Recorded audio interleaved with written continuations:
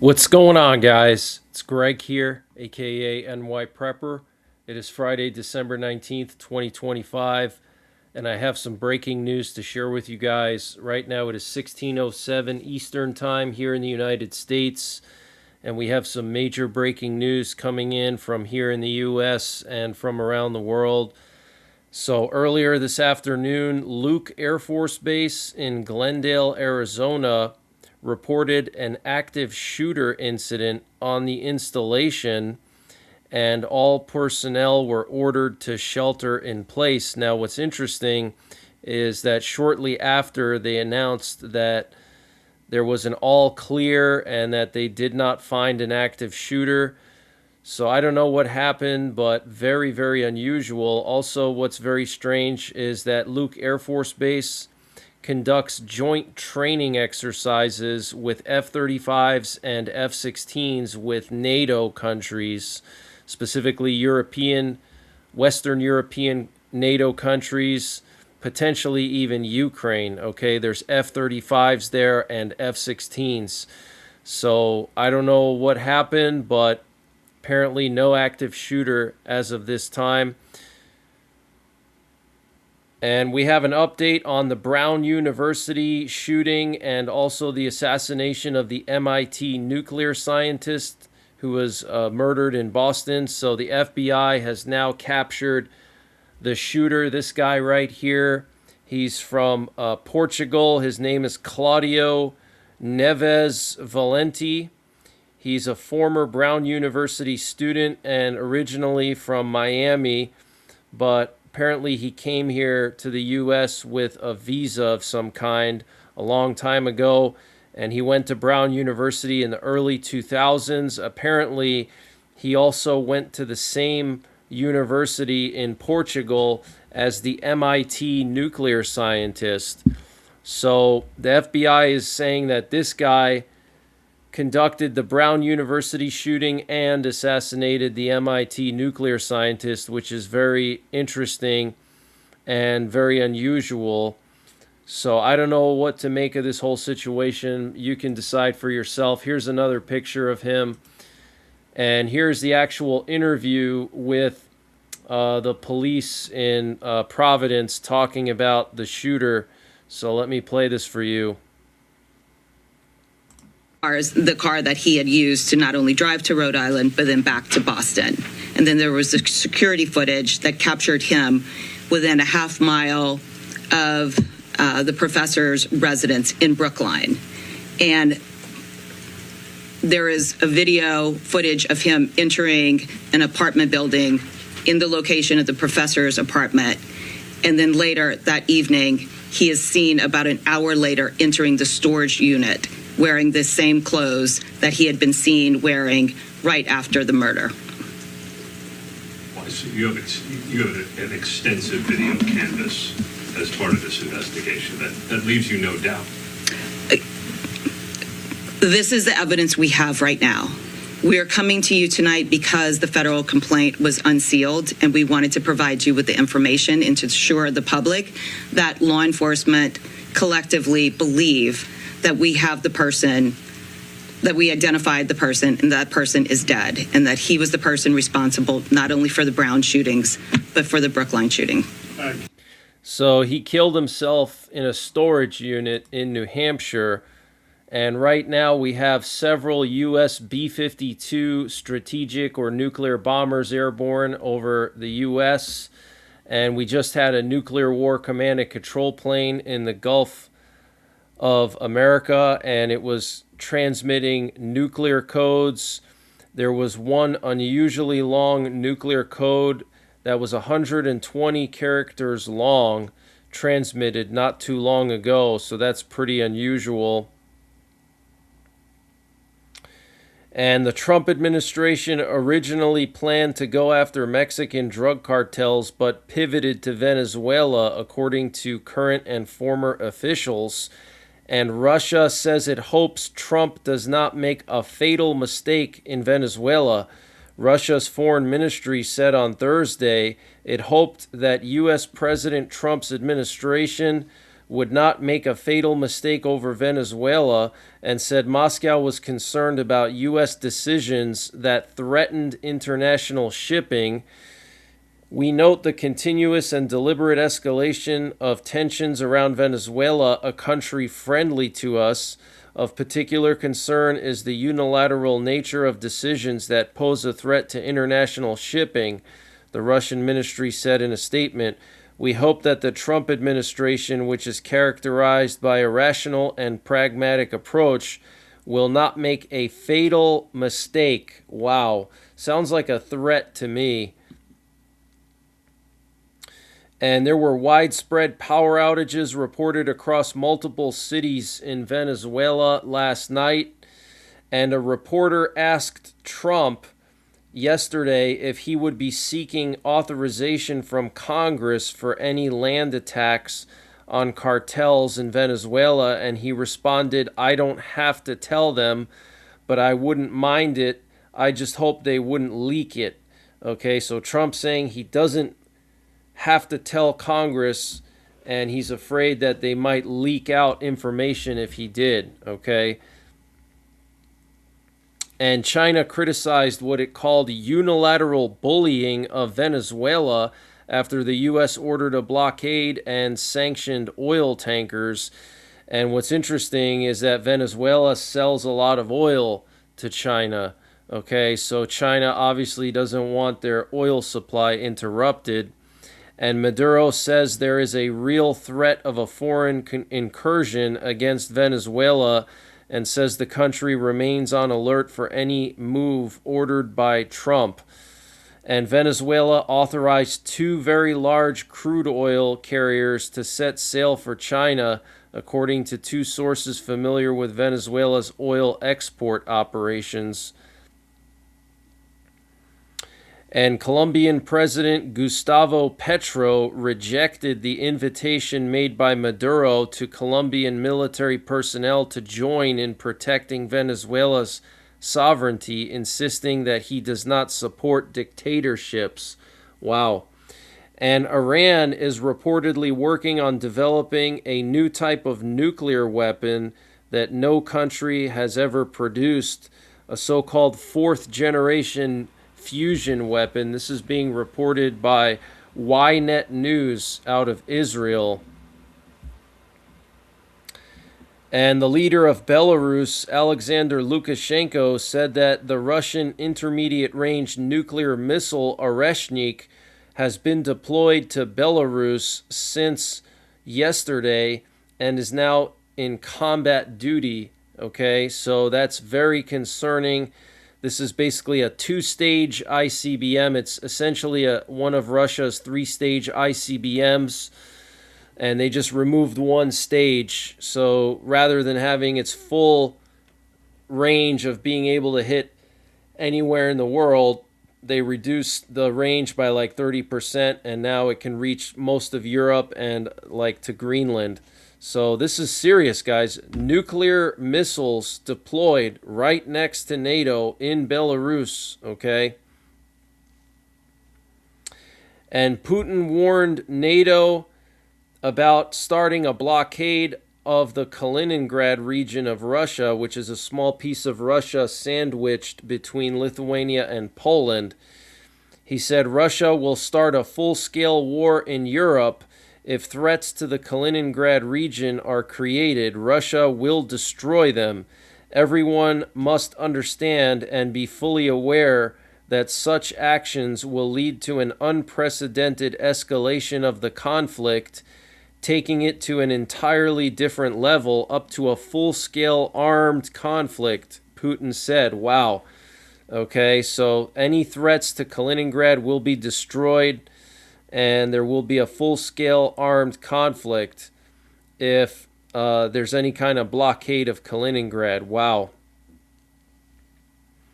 And more drones were reported over Western Europe. 24 unidentified large military-style drones flew in formation over the Fabsberg Air Base in northern Germany on December 16th, which houses the primary technical logistical training center for helicopters operated by both the German Air Force and the Army. Prior to Tuesday night's incident, a swarm of 24 drones, likely the same ones seen on Tuesday over Fabsburg, flew in circles over the Keller-Immelmann barracks for several hours last Friday. So one incident on Friday flying over some barracks, and then Tuesday flying over an airbase in northern Germany. And we know that these drones have been flying over the Volkel Air Base numerous times, which is in the Netherlands. That's where the U.S. has some of NATO's nuclear weapons stored. The B-61 nuclear gravity bombs are stored there, and there were at least 2 incidents publicly reported by NATO of drones flying over the Volkel Air Base, now again over that part of the world. And Estonia released video footage of 3 Russian soldiers crossing into Estonia. Okay, basically illegally crossing into Estonian territory. Sounds like they were testing Estonia. And this update was sponsored by EMP Shield. Guys, EMP Shield has created a special discount just for you, the listeners of the NYPrepper channel. If you go to empshield.com and use the promo code NYPrepper, you can get 15% off your entire order. And why do you need an EMP Shield? Well, this is a special device to protect your vehicle, your RV, your solar generators, your radios from an electromagnetic pulse, which could be caused by a solar flare or potentially a rogue country like North Korea detonating an electromagnetic pulse weapon over the United States that's mounted onto a satellite. So protect your vehicles, protect your RV, protect your radios, protect your generators with an EMP Shield. Use my promo code NYPrepper to get 15% off. Installation is super simple. This is a veteran-owned business, 100% American-made, and the EMP Shields have been tested by the military, okay? And free shipping is included to the entire continental United States. And the link and the promo code are in the description below this video. And I wanted to update you guys on the situation in Ukraine. Trump said yesterday, we are getting close to something. I hope Ukraine moves quickly because before we know it, Russia will change its mind. Wow. So Trump pressuring Ukraine to sign the deal as is. And we know that this weekend, Witkoff and Kushner are going to be meeting with the Russians in Miami. And Ukrainian President Vladimir Zelensky said in an address on Wednesday that Russia is preparing the coming year as a year of war despite ongoing U.S.-brokered peace talks. Zelensky said Russian President Vladimir Putin sent signals of Moscow's aggressive intent in remarks made on Wednesday, saying the bellicose comments were intended not only for us, it is important that partners see this, Zelensky added, and it is important that they not only see it but also respond, in particular partners in the U.S. who often say that Russia supposedly wants to end the war, but entirely different rhetoric and different signals are coming from Russia. Wow. And French and Belgian fighter jets conducted a rare joint European reconnaissance mission over the Black Sea this week, surveilling Russian forces in the region. And Ukrainian suicide drones struck and destroyed a MiG-31 supersonic fighter bomber at the Belbek airfield in Crimea. And Zelensky said Ukraine will need to cut drone production if it doesn't receive any external funding next year. Wow. And Ukraine destroyed 2 Russian S-400 air defense systems in the Belgorod region. And the NATO Secretary General Mark Rutte said Putin has to know that after a peace deal, if he tries to attack Ukraine again, the reaction will be devastating. This is exactly how we are designing the security guarantees. Wow. So he's talking about an attack on Russian forces in Ukraine by NATO if Russia violates a peace treaty. Wow. And the EU agreed to provide Ukraine with a 90 billion euro interest-free loan to cover military and economic needs for 2026 through 2027. The money will be raised through joint EU borrowing and backed by the EU budget. Okay, 90 billion euros. And we know that the Ukrainian economy desperately needs that because they're basically on the verge of a financial crisis. And we're hearing some very serious news coming out of the Mediterranean. Apparently, Ukraine destroyed a Russian oil tanker in the Mediterranean Sea. So this is the first time that Ukraine destroyed a Russian ship in neutral waters or international waters. And also an oil production platform owned by Russia's Lukoil was destroyed in the Caspian Sea as well. And I want to show you guys some more flight paths. So this afternoon we have a lot of sub hunters off the coast of Orlando, close to the Bahamas. Very interesting, maybe looking for drug runners. And then here we have a picture of these Belgian F-16s and various European fighter jets, French fighter jets as well, French Rafales, conducting some kind of joint exercise over the Black Sea. Now, interestingly, if you look at this picture, you'll see that these jets are armed. You can see the missiles right there. And then here's another picture, okay? And here's footage of Lukashenko announcing the Oreshnik nuclear missile being put on combat duty in Belarus yesterday. He gave an address to his government. Которые мы вернули в Беларусь. Кроме того, первые позиции оборудованы ракетного комплекса «Орешник». Он у нас со вчерашнего дня и заступает на боевое дежурство. Okay, so this is historic, guys. Literal nuclear missiles being deployed to the border of NATO. And here we have a picture coming out of Poland. Poland making massive amounts of anti-tank obstacles. Here's a yard that they have built to store thousands of these anti-tank obstacles. This is totally insane, so they can move them to the border at a moment's notice. They're actually going to be moving these to the border of Belarus probably very soon because they're building the largest defense line in Europe since the Maginot Line. Okay, that's very serious.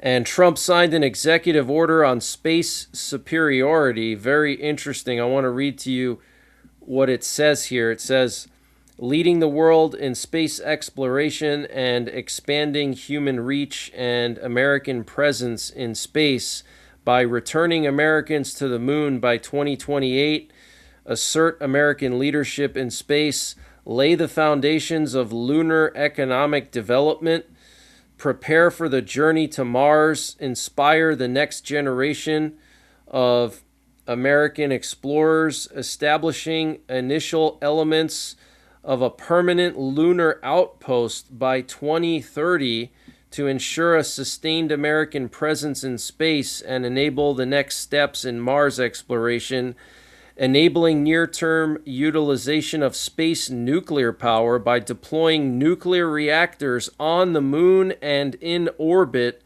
including a lunar surface nuclear reactor ready for launch by 2030. Wow, these are some really bold goals here, okay?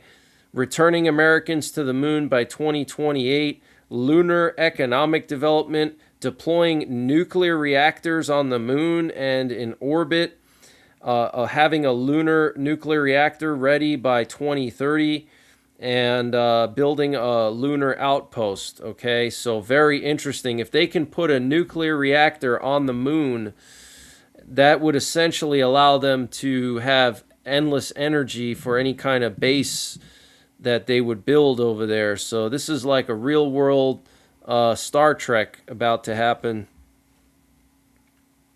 And Japan needs to possess nuclear weapons A security official in the administration of the Japanese Prime Minister told journalists 2 days ago. And Cambodia claims to have shot down an Israeli drone operated by Thailand. And South Korea accused North Korea of violating its border over 10 times recently. North Korean soldiers apparently crossed into South Korea. And Trump extended the Christmas holiday for millions of federal government employees to now include Christmas Eve and the day after Christmas, so 3 days for federal government employees. But that's the latest breaking news that I have. I'll probably be back later on tonight, probably around 11 o'clock or 10 o'clock Eastern time. And until the next time, take care, God bless, and don't forget the 3 Ps. Prepare, practice, and persevere. And before I continue with the breaking news, I wanted to mention the sponsor for this update, which is NYPrepper Supply. Guys, NYPrepper Supply is doing a massive sale on their 3-month emergency food supply. And to get the deal, you got to use my link. It's in the description below this video. It's preparewithNYPrepper.com. So they're selling their 3-month emergency food kit at 30% off. Plus, they're going to throw in an additional month of food. So that's 4 months of food. And the normal price would be $944. And they're selling it at just under $700 for 4 months of food. And this food has a 25-year shelf life. And it's all packed into rugged, watertight buckets that don't take up a lot of space in your home. And the food is obviously nutritious, which is very important for surviving any kind of SHTF situation. You can also use this food for camping and traveling. But use the link preparewithNYPrepper.com to get a free month of emergency food with your 3-month emergency food kit from NYPrepper Supply, all at 30% off, just $700 for 4 months of food. So use the link preparewithNYPrepper.com to get the deal, and the link is in the description below this video.